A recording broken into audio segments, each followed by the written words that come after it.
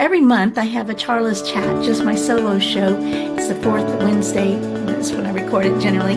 And last month I began reading from my little book, Split Second Transformation, Change Your Words, Change Your Life, 31 Daily Practices. And I read the first six chapters, I believe, last month. So I want you to go back. I think it's called Every Word Matters, but because every word matters.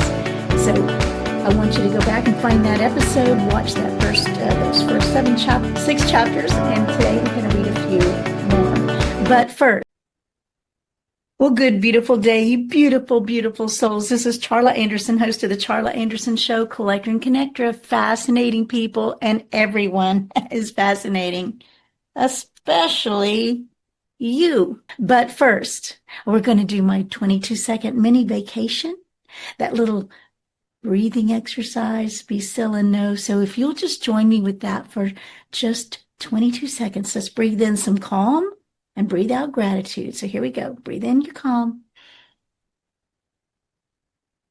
Hold. Relax, release.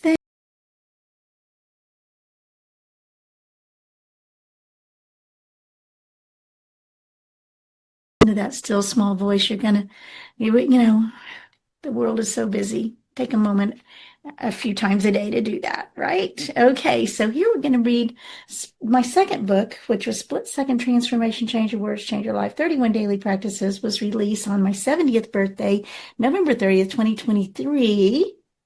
And I haven't read this out loud on my show. We've talked about it multiple times, and also my candy bar hugs. It doesn't take much to make a difference. That's a tiny book with a big message that I certainly have referred to often in here. I want to just get into this today. We're going to, the first three chapters. So the most important thing is gratitude. I mean, really. So I have three chapters in here. And by the way, I do want to show this as my autographed copy from my 3-year-old. A little scribble in my book. So I'm going to just read and comment here and there on these next few chapters. But the next three that are on chapters 7, 8, and 9 are about gratitude. 3 different chapters on that. It's that important. So here we go. I'm going to get right into chapter number 7. It's called Gratitude in Everything Give Thanks. Part 1. Here we go. What if there is just one simple secret to assessing happiness? Gratitude is the key to unlocking abundant blessings in everything. Give thanks.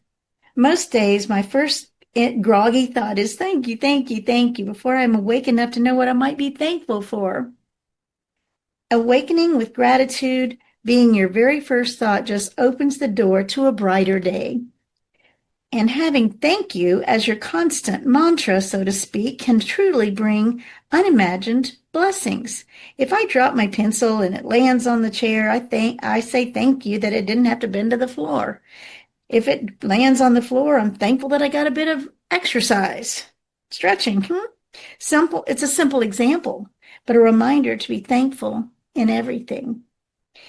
In a more impactful example, if you get pulled over by the police officers, consider that thanking them for stopping you, because in divine timing, he may have prevented something worse from happening down the road, or perhaps there's a bigger reason that we may never know. Or maybe you two needed to meet so you can bless him. Who knows? Thanking him for his service, thanking him whether you get a ticket or not, and blessing him will leave both of you with a more peaceful outlook and truly cause a shift in attitude and the environment. The more thankful we are in the harshest of circumstances will help us see a speck of joy in that this exact space we are in right now is the only place we have to take the next step from. If we are breathing free oxygen, as my mentor Vincent Agbatorgo says, and are on this side of the dirt, we have everything to be thankful for.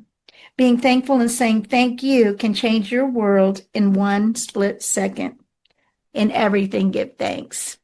It's in chapter 8, gratitude, everything. In everything, give thanks, part 2.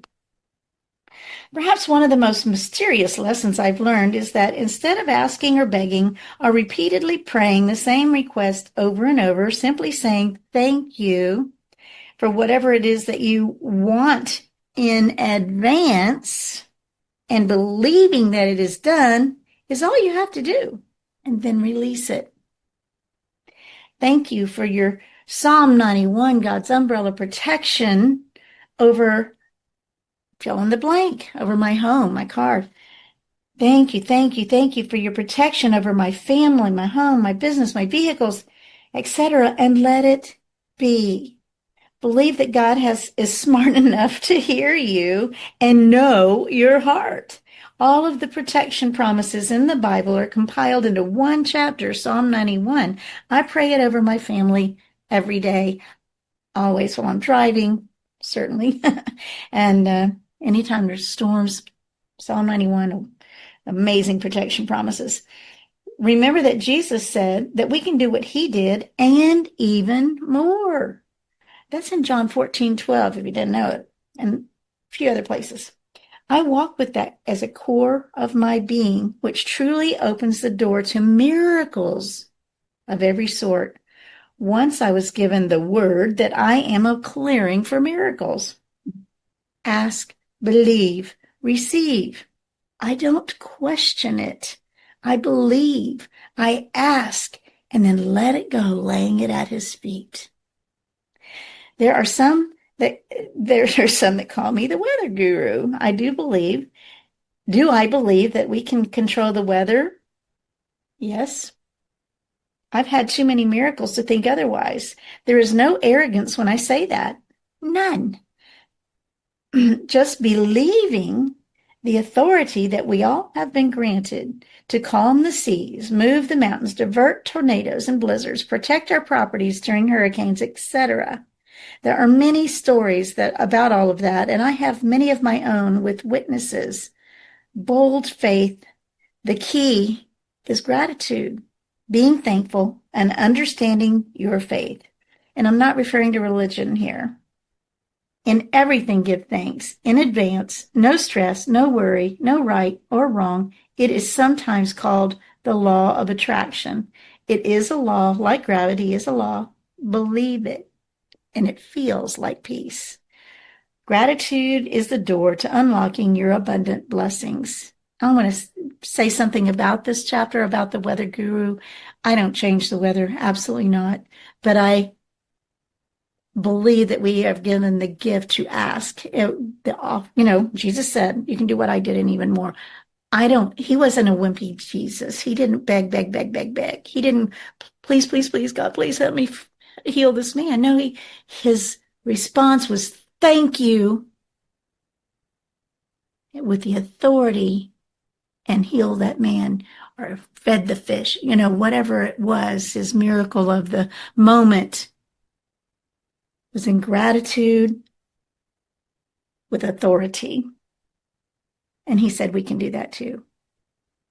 So when the weather, the Main Street Arts Festival, I was like, I think the weather will be fine. And they were concerned. And I was like, well, I don't change the weather, but I ask for what I want, the protection of my city or the protection of my house. So these are just food for thought. You might try it sometime, because I've literally had the tornado sirens, and I go out and I speak Psalm 91 all to that storm.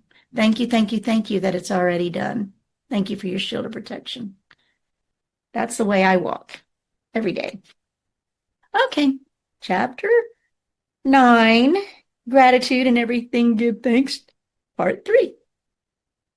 Sometimes it just helps to have examples of verbiage to give some ideas of words to use.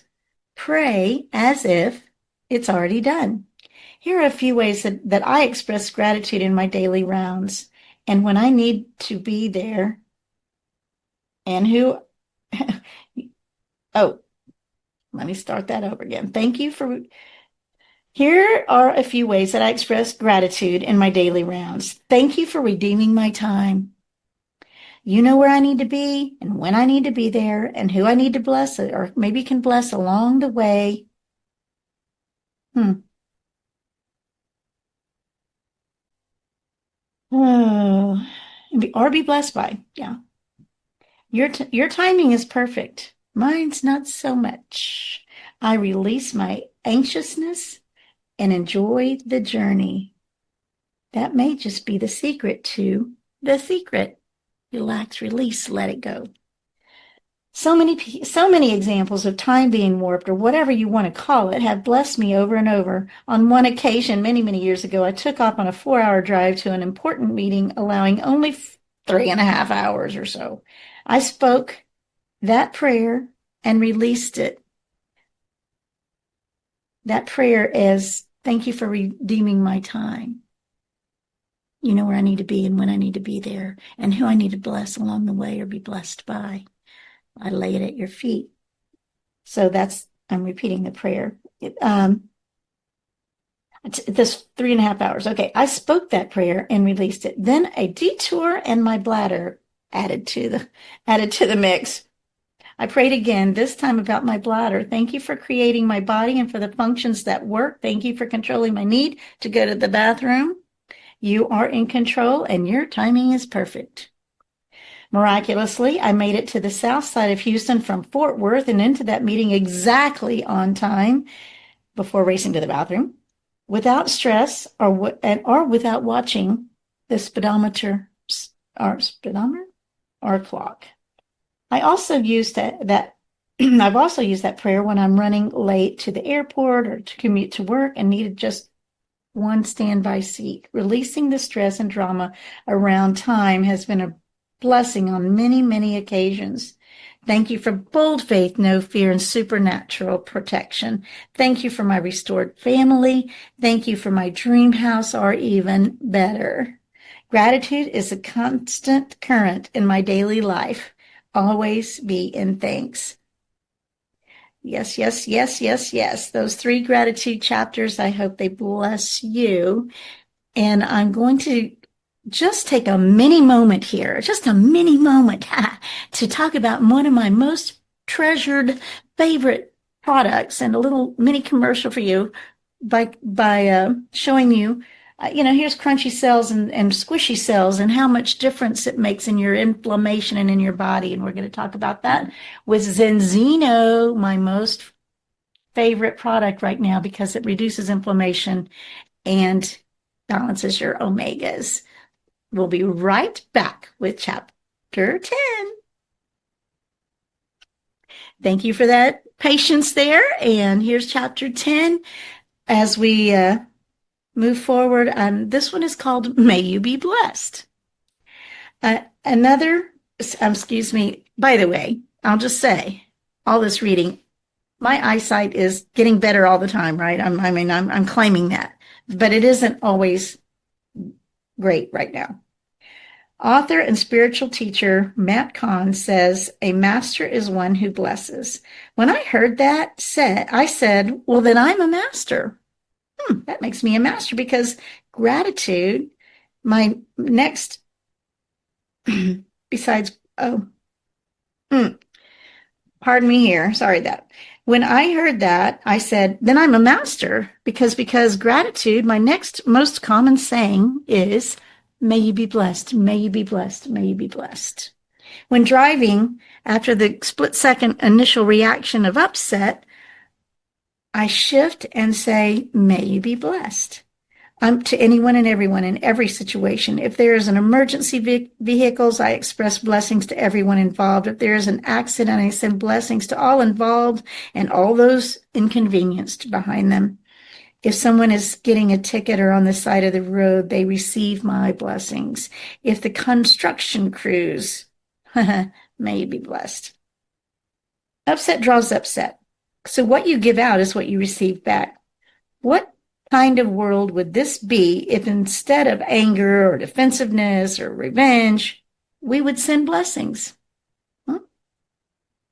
How much less stress would there be? No road rage, Just imagine, we may not be able to change the world, but we can certainly change our world, which changes the world, and protect our sanity, save our peace by giving up the need to be right and sharing blessings. The health benefits would be amazing as well, I suspect. My mama would say a prayer anytime she heard sirens. She was a master. When there are people that treat you poorly, send blessings. When you are misunderstood, send blessings. When there is nothing else to do, send blessings. When you feel helpless, perhaps about world situations, send blessings.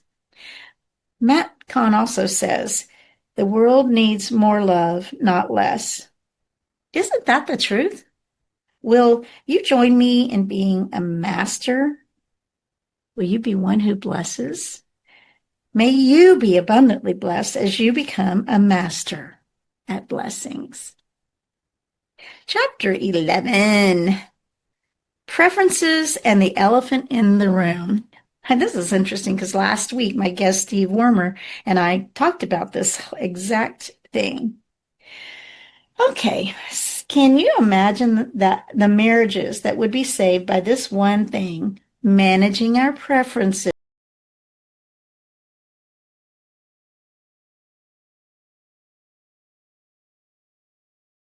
Choices and preferences, old habits and upbringings. He doesn't put the toilet seat down. She squeezes the toothpaste in the middle. He forgets to call. She takes too long getting dressed. He watches too much TV. She spends too much, ... and so on. The list is endless. What starts out as an annoyance often becomes a point of contention, which can lead to our thinking that they are doing it on purpose to aggravate us. We start taking it personally. What if, as soon as we recognize that something our mate does is starting to annoy us, we step back, consider how and why it is so important to us, and if it is worth a conversation before it begins the path to resentment. With love and empathy and a mature partnership, it is worth the effort to come to an agreement, compromise, and the acknowledgement that it is truly just preferences, most often. The key is to nip it at the first sign of the trigger. Consider some simple solutions. Buy 2 tubes of toothpaste. Both choose to close the lid every time to the toilet. Choose to love unconditionally over having to have your way. What do you think? This should be a basic lesson in relationships 101. Create a regular schedule to have a win-win and gratitude session. And a really clever way to address a potentially challenging conversation is to have a stuffed elephant. When either one wants to talk, that we need to talk, put the elephant on the table or the bed. Then, when the timing is agreeable to both, you have warning, so no one gets blindsided, right? Have a love and laughter conversation. If you value the relationship, it's not only practical, but so worth it. Takes only a split second to choose love over my preferences. And we did talk about this last week with Steve Wormer about having. I give it as a wedding gift occasionally. Wouldn't that be fun? You receive a wedding gift as a newlywed with a little note that says, "Hey, if you're starting to notice you're getting upset, put this elephant out so that when the timing is good for both of you, it's just a signal." Anyway, I think it's kind of fun and clever.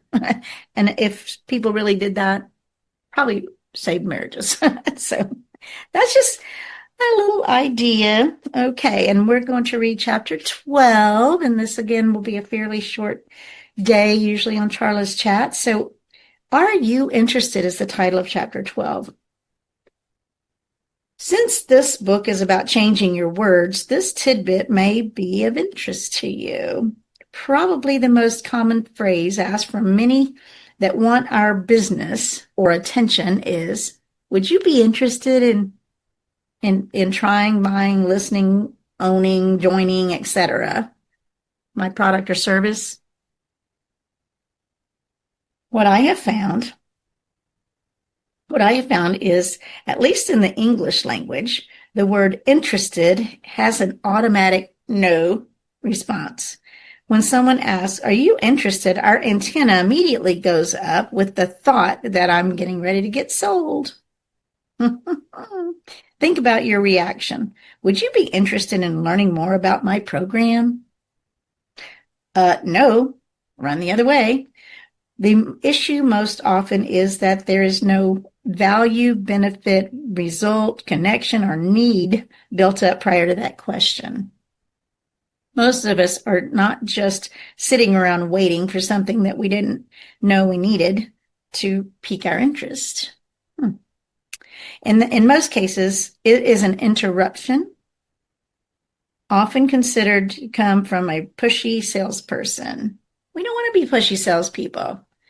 So remove that "are you interested" out of your vocabulary.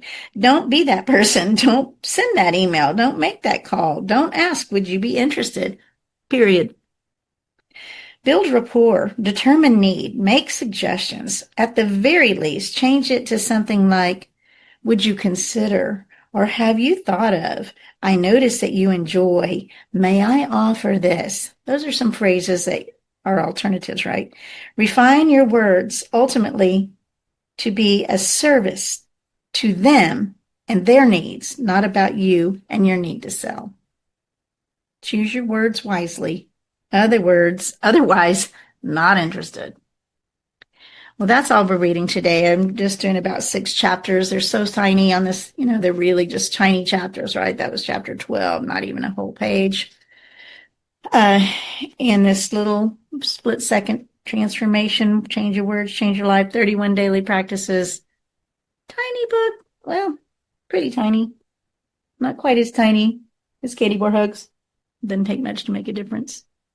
I want to encourage you to please subscribe, like and subscribe my YouTube channel. It would be just so helpful. I've never cared much about numbers or likes and all that kind of stuff, but I'm looking to do maybe some monetization eventually. This is a quarter of the way through season 3, and maybe we can generate some income. Wouldn't that be novel for me? Anyway, I just love to, Wednesdays, this hour is my favorite hour of the week, getting to talk to you, getting usually to have guests with us and learning all about them. I am so grateful to have you listen. And next month, I'll read a few more chapters in this book on my solo Charla's Chat Day. And I'm so looking forward to hearing from you. Please reach out, Charla at charlaanderson.com. If you have questions or need encouragement, that's what I do. Charla's coach. I've got a mindset coach. I do a lot of different things. My most fun thing right now is Zinzino, charlaanderson.com/Zinzino, charlaanderson.com/Zinzino. Okay. That's a place to go to start getting some information about this incredible Omega product and the health protocol that they offer as well. We offer. Blessings to you. I expect to see you next week. And remember to always choose joy.